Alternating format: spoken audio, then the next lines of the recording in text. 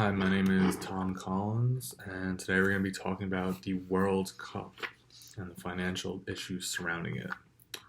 So, the World Cup is held once every 4 years in locations around the world, and these locations are usually chosen randomly. But recently, with the allegations of corruption and against FIFA and the resignation of Sepp Blatter, these locations have come into question about why they were chosen. It was revealed that many of the locations were chosen due to money issues and FIFA being paid under the table to select these countries. So, as the World Cup goes in general, it is hard to see how this can continue in this current state, as many of the host countries lose money over time.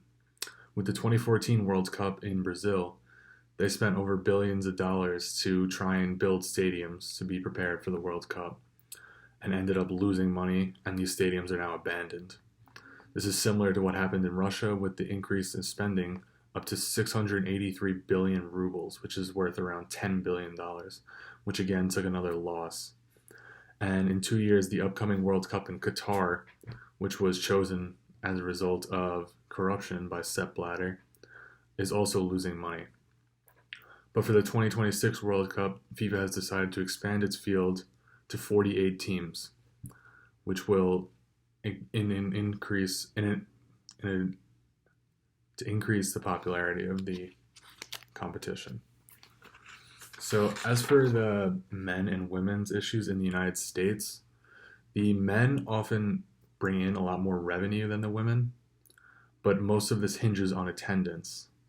So obviously now with the coronavirus pandemic, it is going to be hard for the women to make their revenue because most of their revenue comes from ticket sales as opposed to the men who have broadcasting rights and also have much larger attendance at their games. So as for the future of the World Cup, it is hard to see whether this will continue in this way. And to increase the revenue in the United States Soccer Federation, one way you could find money is by increasing and marketing the women's team better. Compared to the men's, the women often make around 200,000 less per game and do not even get the opportunities that the men get while being much more successful than them.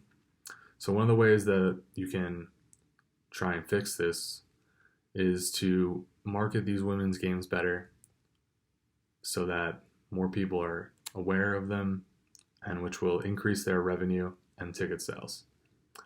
Okay, thank you.